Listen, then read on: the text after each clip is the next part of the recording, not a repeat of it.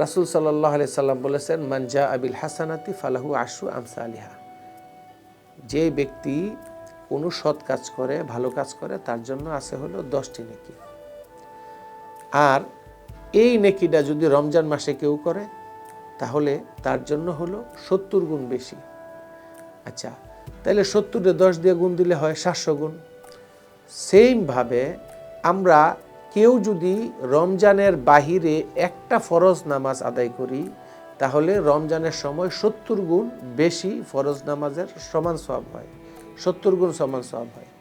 আমরা যদি রমজানের বাহিরে একটা ফরজ নামাজ ছেড়ে দেই তাহলে আমরা শুধু একটা ফরজ নামাজ ছাড়লাম। রমজানে যদি একবার ফরজ নামাজ ছেড়ে দেই তাহলে আমরা 70টা ফরজ নামাজ ছাড়ার সমান সওয়াব বা গুনাহ আমাদের হচ্ছে।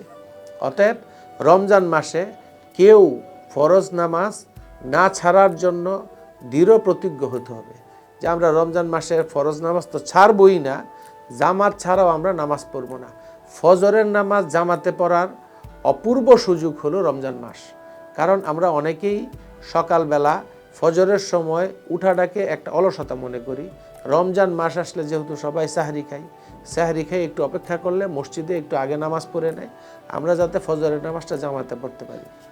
এখন প্রশ্ন হলো, রমজান মাসে যদি কেউ ফরজ নামাজ ছেড়ে দেয় তাহলে তার রোজা ভাঙবে নাকি রোজা থাকবে? না, ফরজ নামাজ যদি কেউ ছেড়ে দেয় তার রোজা ভাঙবে না, তার রোজা ঠিকই থাকবে। ফরজ নামাজ ছাড়ার সে গুনাহগার হবে কিন্তু রোজা ভাঙবে না। এটা রোজা ভাঙার কারণের মধ্যে নেই। সেই জন্য ফরজ রোজাকে আমরা পরিপূর্ণ করার জন্য, রোজার পরিপূর্ণ সওয়াব আদায় করার জন্য, রোজার পরিপূর্ণ ফজিলত অর্জন করার জন্য আমাদেরকে ফরজ নামাজ ছাড়ার যাবে না। এবং ফরজ নামাজকে অতি সুন্দরভাবে এর আগে পিছনে সুন্নত নফল মিলিয়ে আমাদের আদায় করতে হবে যাতে আমরা রমজানের পূর্ণাঙ্গ ফজিলত আমরা অর্জন করতে পারি। আল্লাহ সুবহানাহু ওয়া তাআলা আমাদেরকে এই তৌফিক দান করুন।